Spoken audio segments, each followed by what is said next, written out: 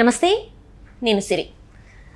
ముద్రగడ పద్మనాభరెడ్డి గారు అయితే ఒక బహిరంగ లేఖ ముఖ్యమంత్రి గారిని, ఏపీ ముఖ్యమంత్రి గారిని ఉద్దేశిస్తూ అయితే ఒక బహిరంగ లేఖ రాశారు. సో అసలు ఎందుకు ఆ లేఖ రాశారు, ఏంటి అనే అంశాన్ని మనకు వివరించడానికి మనతో పాటు ఉన్నారు Janasena official spokes person Srinivas గారు.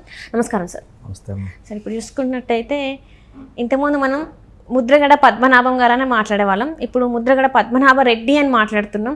సో ఇప్పుడు తనైతే ఏపీ ముఖ్యమంత్రి చంద్రబాబు నాయుడు గారికి అయితే ఒక బహిరంగ లేఖ రాశారు. అందులో తను స్టార్ట్ చేయడమే కొన్ని పదాలతో స్టార్ట్ చేశారు. సో దాన్ని అసలు ఆ లెటర్ని ఎలా చూడాలి, నిజంగా ఆ లెటర్కి నిజంగా వాల్యూ ఉందంటారా? సరే, ఇలా ముద్ర పద్మనాభరెడ్డి గారు ఒక లెటర్ రాస్తా, అడ్రస్ చేయడమే చంద్రబాబు గారిని అడ్రస్ చేస్తా, మోసాల ముఖ్యమంత్రి, అబద్ధాల చక్రవర్తి చంద్రబాబు నాయుడు గారికి ముద్రగడ పద్మనాభరెడ్డి నమస్కారం అంటూ రాస్తా అనేక విషయాలు ప్రస్తావనతో వచ్చారు. అంటే ఆయన రాసిన లేఖలోని సారాంశం ఏంటంటే, మీరు కొన్ని హామీలు ఇచ్చారు, ఆ హామీలు నమ్మి ప్రజలు మీకు ఓట్లు వేశారు, మీరు అధికారంలోకి వచ్చిన తర్వాత ఆ హామీలంతా మర్చిపోయారు.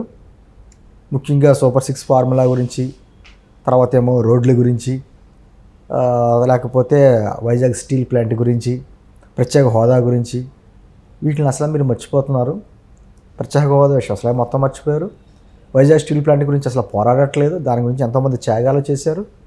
అదే సందర్భంలో రోడ్ల మీద మీరు ఏదో పీపీపీ మోడల్లో కొత్తగా రోడ్లు వేస్తానని చెప్పేసి కొత్తగా ట్యాక్స్లు వేస్తున్నారు. మరి ఆల్రెడీ ట్యాక్స్లు తీసుకుంటున్నారు కదా, వెహికల్ ట్యాక్స్ తీసుకుంటారు కదా, మళ్ళీ కొత్తగా ట్యాక్స్లు వేసి భారం ఏంటి అని కొన్ని ప్రత్యేకమైనటువంటి అంశాలు రాస్తా. పాపం కొంత సోషల్ మీడియాలో ఈ మధ్య జరుగుతున్న అరెస్టుల మీద కూడా కొంచెం బాధపడతా. అమాయకులు అన్నట్టుగా వాళ్ళు అరెస్ట్ అవుతున్న వాళ్ళందరూ కూడా అమాయకులు, వాళ్ళకి అన్యాయంగా వాళ్ళ మీద కేసులు పెడుతున్నారు అనే ఉద్దేశంతో ఆయన ఒక లెటర్ రాశాడు. సరే, యాక్చువల్గా ముద్రగడ పద్మనాభం రెడ్డి గారు గతంలో 2014-19 కాలం మధ్యలో అప్పుడు కూడా చంద్రబాబు గారి ప్రభుత్వం మీద అప్పట్లో లేఖాస్త్రాలు చాలా చేశాడు. ఆ రోజుకి కాపు నాయకులకి నేనే, మొత్తం కాపు జాతికే నేనే అన్నట్టుగా ఒకలా రాయడం, కంచం గరిటెలు పుచ్చుకుని ఉద్యమాలు చేయడం ఇవన్నీ జరిగినాయి. కట్ చేస్తే 2019-2024 మధ్యలో ఎప్పుడైతే జగన్మోహన్ రెడ్డి గారు ముఖ్యమంత్రి అయ్యారో ఆ లేఖలో లేవు, ఆ కంచం గరిటి సౌండ్లు లేవు. సరే, ఏమైందో తెలియదు. మళ్ళీ ఎన్నికలకు ముందు మళ్ళీ ఆయన డైరెక్ట్గా వైఎస్ఆర్ కాంగ్రెస్ పార్టీలో జాయిన్ అవ్వడం, పవన్ కళ్యాణ్ గారి మీద ఎన్నో రకాలుగా మాట్లాడడం, పవన్ కళ్యాణ్ గారి పిఠాపురంలో కానీ గెలిస్తే నేను పేరు మార్చుకుంటాను అంటాం. నిజంగా పేరు మార్చుకున్నాడు. సరే, ఏమవుతుందంటే ఒక విధమైన గ్రాఫ్ అంటారు పొలిటికల్గానో, ఒక గ్రాఫ్, మనిషికి ఒక గ్రాఫ్ ఉంటుందమ్మా. కొద్దిగా వయసు పెరుగుతున్న కొద్దీ ఆ గ్రాఫ్ పెరగాలి. అది పద్ధతి కావచ్చు, మాట్లాడే విధానం కావచ్చు, సంస్కారం కావచ్చు, అది గ్రాఫ్ పెరగాలి. ముద్రగడ పద్మనాభం గారి గ్రాఫ్ ఎలా ఉంటుందంటే ఇలా ఉంటుంది. ఎందుకంటే ఇంకెప్పుడు దిగజారాలే, ఇంతకే చాలా దిగజారిపోయాడు పాపం పెద్ద అయినా అనుకుంటాం. మన నమ్మకాన్ని ఉమ్ము చేస్తాను దిగజారుతూనే ఉంటాడు. ఇంకా ఎందుకు అంటున్నానంటే, ఆ రోజున మామూలుగా అయితే నేను కాపు జాతికి అయితే నేనే ఉద్ధారకుండా అన్నట్టుగా మాట్లాడే వ్యక్తి ఆ రోజున పవన్ కళ్యాణ్ గారిని డైరెక్ట్గా, ఎవరైతే ద్వారంపూడి చంద్రశేఖర్ రెడ్డి ఒక బహిరంగ మీటింగ్లో ఇటువంటి బూతు మాటలు మాట్లాడాడో, పక్కన ఒక ఎంపీ, మహిళా ఎంపీని పెట్టుకుని ఉన్నది అందరూ బహిరంగంగా చూశారు. కానీ ఎక్కడా కూడా ఆ విషయంలో కూడా పవన్ కళ్యాణ్ గారి మాట కనీసం తోల్లా.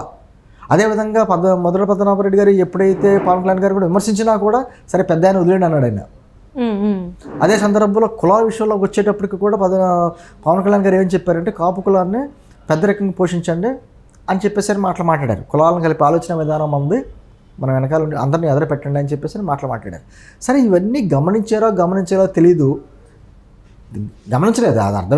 అది అర్థంగా ఆయనకి మాత్రం అవగాహన లేకుండా పోయింది. పాపం వయసు పెరుగుతుంది కదా, ఆఖరికి సొంత కూతురు కూడా బయటకు వచ్చి నా తండ్రి చేసేది కరెక్ట్ కాదు, అతను ఒక విధమైనటువంటి వైఎస్ఆర్సీపీ నాయకుల ట్రాప్లో పడిపోయాడు, జగన్మోహన్ రెడ్డి ట్రాప్లో, దాన్ని తగ్గట్టుగా వ్యవహరిస్తున్నాడు కాబట్టి అని చెప్పేసి ఆమె బహిరంగంగా వ్యతిరేకించడం, బయటికి రావడం, ఆమె జనసేన పార్టీలో జాయిన్ అవ్వడం కూడా మనం చూసాం.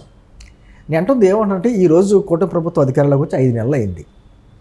ఈ 5 నెలల్లో ఆఖరికి ప్రత్యేక హోదా సాధించేయాలంట, ప్రైవేటైజేషన్ ఆపేయాలంట, వైజాగ్ స్టీల్ ప్లాంట్ని, సూపర్ 6 ఫార్ములాస్ అమలు చేసేయాలంట, రోడ్లు వేసేయాలంట. మరి ఈ ప్రశ్నలన్నీ గత 5 సంవత్సరాలు ఎందుకు ప్రశ్నించలేకపోయాడు ముద్రగడ పద్మనాభరెడ్డి? ఇప్పుడు ఇది కొత్త సమస్య కాదు కదా, ప్రత్యేక హోదా అనేది కొత్త సమస్య కాదు. రాష్ట్ర విభజన జరుగుతున్న కానించి ఆ తర్వాత ఉంది. దాన్ని ఏ విధంగా సాధించుకోవాలి, ఆ పేరు లేకపోతే దాంతో వచ్చేటువంటి వనరులు ఏ విధంగా సాధించుకోవాలని దాని మీద చర్చలు జరుగుతున్నాయి. సరే ఆ పేరు మనకి ఆ ప్రత్యేక హోదా కానీ ఆంధ్రప్రదేశ్కి ఇస్తే మిగతా రాష్ట్రాలు అబ్జెక్షన్ పెడుతున్నాయి కాబట్టి అది కాకుండా ఆ పేరు లేకపోయినా దానికి ఏదైతే మనకి లబ్ధి ఉంటుందో దాన్ని ఇంక వేరే రూపంలో సాధించుకునే ప్రయత్నాలు జరుగుతున్నాయి. Vizag steel plant already Karnataka మన కుమారస్వామి గారు కూడా మినిస్టర్ గారు కూడా బహిరంగంగా చెప్పారు Vizag private steel plant privatization జరగదు అనే మాట మాట్లాడారు. మీకు ఇబ్బంది ఏంటి?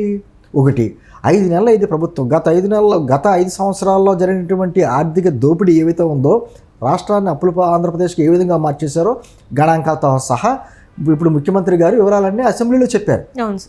ఇన్ని లక్షల కోట్లు అప్పులు పెట్టుకుని అసలు ఎక్కడ అంటే ఏ రంగంలో ఎంత అప్పు ఉందో కూడా తెలియనటువంటి పరిస్థితి. ఇక్కడి నుంచి అక్కడికి, అక్కడి నుంచి ఇక్కడికి రకరకాల ట్రాన్స్ఫర్ చేసేసారు అమౌంట్లు అంతా. అసలు పరిస్థితి ఏంటి, ఆర్థిక పరిస్థితి అని ఒకసారి అవగాహన చేసుకోవడానికే 4 నెలలు పట్టింది వీళ్ళకి. అటువంటిది ఒక పక్కన జాగ్రత్తగా అయినా కూడా ఒక మధ్యలో ఈ 4 నెలల్లో మనకు వచ్చినటువంటి వరదలు కూడా చూసాం కృష్ణానదికి.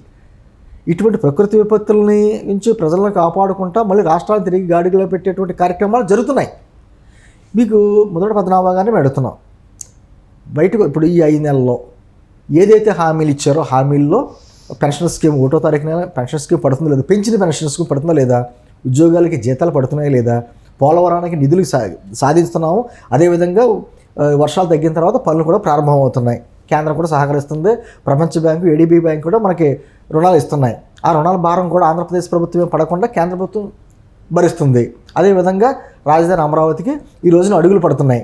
అదంతా అడవి కింద చేసేసారు, దాన్ని మళ్ళీ క్లీన్ చేసుకుంటూ వచ్చి ఆ కార్యక్రమాలు జరుగుతున్నాయి. అదే రాష్ట్రంలో ఉన్నటువంటి మిగతా ఇరిగేషన్ ప్రాజెక్ట్స్ అన్నీ మళ్ళీ వాటికి నిధులు కేటాయిస్తున్నారు. మన అసెంబ్లీ సమావేశాల్లో, ఇప్పుడు జరుగుతున్న అసెంబ్లీ సమావేశాల్లో, బడ్జెట్ సమావేశాల్లో ఏ రంగానికి ఎంత కేటాయించారో మీరు చూస్తున్నారు కదా. అదేవిధంగా మహిళలకు ఏదైతే ఏమన్నా ఏడాదికి 3 సిలిండర్లు అనేది గ్యాస్ సిలిండర్లు అది అమల్లో పెట్టారు. నేను అంటుంది ఇవన్నీ చెప్పుకోవడానికి ఉన్నాయి. గత 5 సంవత్సరాల్లో మీరు సాధించింది ఏంటి పద్మనాభరెడ్డి గారు అని మనం ప్రశ్న ఇస్తే ఆయన సమాధానం ఏముంటుంది? శాంతి భద్రతల్లో కావచ్చు, పోలవరం కావచ్చు, అమరావతి కావచ్చు, లేకపోతే విద్యుత్ సంస్కరణలు కావచ్చు, ఇసుక కావచ్చు, మద్యం కావచ్చు, అన్నింటిలో దోపిడీ చేశారుగా. ఈ రోజున పాపం కొంతమంది సోషల్ మీడియాలో పెట్టినటువంటి దుర్మార్గులు ఎవరైతే ఉన్నారో వారు అరెస్టులు జరుగుతుంటే వాళ్ళకి బాధ వచ్చేస్తుంది. అది తప్పట, దాని మీద దృష్టి పెట్టకండి అంటున్నారట. ఏంటి అంటుంది, ప్రజల మీద ట్యాక్సుల మీద వేయకుండా అభివృద్ధి ఎలా జరుగుద్ది? ఖచ్చితంగా ట్యాక్సులు వసూలు చేయాలి. అదేవిధంగా సందర్భంలో కొన్ని అప్పులు కూడా చేస్తుంది ప్రభుత్వం, కానీ చేసిన అప్పు దేని గురించి ఖర్చు పెడుతున్నారు అన్నదే ఇంపార్టెంట్. అప్పులు చేయొద్దని ఏ ప్రభుత్వం అందో ఎవరో అనరు. గత 5 సంవత్సరాల్లో కూడా అందరూ ప్రశ్నించింది ఏంటంటే మీరు ఇన్ని లక్షల కోట్లు అప్పులు చేస్తున్నారు కదా, దేనికి ఖర్చు పెడుతున్నారు? అభివృద్ధి అది. ఇప్పుడు చేసిన అప్పు రేపొద్దున పెట్టుబడిగా ఉండాలి, అభివృద్ధికి పెట్టుబడిగా ఉండాలి అది. అంతే తప్ప కేవలం అప్పులు తెచ్చేసాం, పప్పు బెల్లాల్లో పనిచేసాం అంటే దానికి అర్థం ఏముంది గవర్నమెంట్కి? అంటే గత 5 సంవత్సరాలలో అదే జరిగింది కాబట్టి ఇంకా అదే ధోరణిలో వెళ్తే బాగుందని అనుకుంటున్నారేమో. మరి పద్మనాభరెడ్డి గారు గత 5 సంవత్సరాలు ఎందుకు ఒక్కలేకపోయాడు? ఇప్పుడు గత 5 సంవత్సరాల్లో కదా గొడవ జరిగింది. ఇది కేంద్ర ప్రభుత్వం అనౌన్స్మెంట్ చేసింది వైజాగ్ స్టీల్ ప్లాంట్ ప్రైవేటైజేషన్కి. మరి అప్పుడు ఎందుకు మాట్లాడలేకపోయాడైనా? ఆ రోజు వైఎస్ఆర్ కాంగ్రెస్ పార్టీ ప్రభుత్వాన్ని ఎందుకు ప్రశ్నించలేకపోయాడు? సరే గత 5 సంవత్సరాల్లో ప్రత్యేక హోదా గురించి ఎందుకు మాట్లాడలేకపోయాడు? గత 5 సంవత్సరాలు జరగలేదు కదా, ఈరోజు కొత్త సబ్జెక్టులు కాదు కదా. ఈరోజు ఎందుకు వచ్చాడు అంటే మళ్ళీ తాయిలాలు అంది ఉంటాయి, ఖచ్చితంగా తాయిలాలు అంది ఉంటాయి. అంటే అతని ట్రాక్ రికార్డ్ చూడండి. గతంలో కాపు అనే సమాజాన్ని ఆయన అడ్డం పెట్టుకుని ఆయన గడిపినటువంటి రాజకీయ జీవితం అంతా కూడా బయటికి ఏంటంటే కాపుల గురించి పోరాటే యోధుడు, కిర్లంపూడి యోధుడు అనేటువంటి మాటలుగా ఉంటాయి. కానీ అతను ఎప్పుడూ కాపుల గురించి చేసింది ఏం లేదు, సాధించింది ఏం లేదు. ఆయన ఎమ్మెల్యే చేసాడు, ఎంపీ చేసాడు, మినిస్టర్ చేసాడు, లేకపోతే మా తాతలో నేతులు తాగారు అన్నట్టుగా ఏ మాటలు పెద్ద పెద్ద కబుర్లు చెప్తారు. కానీ ఆయన కాపుల గురించి సాధించింది ఏంటి? పైగా ఒక టైంలో సరే కాపులకి మా ఇంట్లో ప్రవేశం లేదని బోర్డు పెట్టాడు ఆయన. కాపు ఉద్యమం టైంలోనే అవన్నీ మర్చిపోతే ఇలాగా కాపులు మర్చిపోతారా? కాపులకు నువ్వు ఏమైనా బ్రాండ్ అంబాసిడర్వా? అయిపోయింది. ఏదైతే కొంచెం పాపం రాజకీయ లబ్ధి గురించో లేకపోతే ఇంక ఇతరత్ర లబ్ధి గురించో జగన్మోహన్ రెడ్డి గారు పంచం చేరాడు. కాపు ఉద్యమంలో కూడా పలానా రెడ్లు మాకు సహకరించారని చెప్పేసి అన్నాడు ఉప్మారెడ్డి గారు. ఆ తర్వాత ఉప్మాకు విలువ తెలిసింది, పేరు మార్చుకున్నాడు. అంటే మీ రాజకీయ జీవితం ఒక్కసారి పద్మనాభరెడ్డి గారు మొత్తం ఒకసారి పరిశీలన చేసుకుంటే మీరు ఎదిగారా, దిగజారుతున్నారా? అంటే ఎదిగారా, దిగజారుతున్నారా? మీకు మీరు ప్రశ్నించుకోవాలి, ఆత్మపరిశీలన చేసుకోవాలి. వయసులో పెద్దదైతే సరిపోదండి. దానికి కూడా ఏదైనా ప్రభుత్వంలోనో లోపాలు ఉంటే విమర్శించడం తప్పు లేదు, ఎవరైనా విమర్శించవచ్చు. కానీ ఈ ప్రభుత్వానికి, ప్రతి ప్రభుత్వానికి అధికారంలోకి వచ్చిన తర్వాత కొంత సమయం ఇస్తారు. కొంత సమయం 6 నెలల్లో సంవత్సరమో టైం ఇస్తారు. గతంలో జగన్మోహన్ రెడ్డి గారు అధికారంలోకి వచ్చినప్పుడు కూడా మేము అన్నాం, కొంత సమయం, 1 సంవత్సరం పాటైనా వాళ్ళకి టైం ఇవ్వాలి, ప్రభుత్వం సెట్ అవ్వాలి. అది సెట్ అయిన తర్వాత కూడా ఇదే పరిస్థితి ఉంటే మాత్రం ఖచ్చితంగా ప్రశ్నిస్తామనే మాట మేము అన్నాం. నిజంగా ప్రభుత్వం అద్భుతంగా చేస్తే మేము సహకరిస్తానన్నాం. ఏంటంటే అటువంటిది ఆలోచన లేకుండా ఏదో ఇంట్లో కూర్చుని ఒక లేఖ రాసేసాం, జగన్మోహన్ రెడ్డి గారు స్క్రిప్ట్ పంపించారు, ఆ స్క్రిప్ట్ ప్రకారం మనం యాక్ట్ చేసాం, ఒక లేఖ రాసామంటే ప్రజలు ఇప్పటికే రాజకీయ భవిష్యత్తును నాశనం చేసుకున్నాడు ఆయన. ఆ భవిష్యత్తు ఏమి లేదులేండి, రాజకీయ భవిష్యత్తు అనే కాదు, ఏమీ లేదు. ఇంట్లో కూడా చిచ్చి అంటున్నారు ఆడపిల్లలతో సహా. ఇంకెందుకు ఏమి సాధిందామని పద్మనాభరెడ్డి గారు ఇప్పటికైనా ఒక ఆత్మ పరిశీలన చేసుకుని కనీసం ఆ వయసుకు తగ్గట్టుగానే ప్రవర్తించమని మేము వేడుకుంటున్నాం. Thank you so much sir.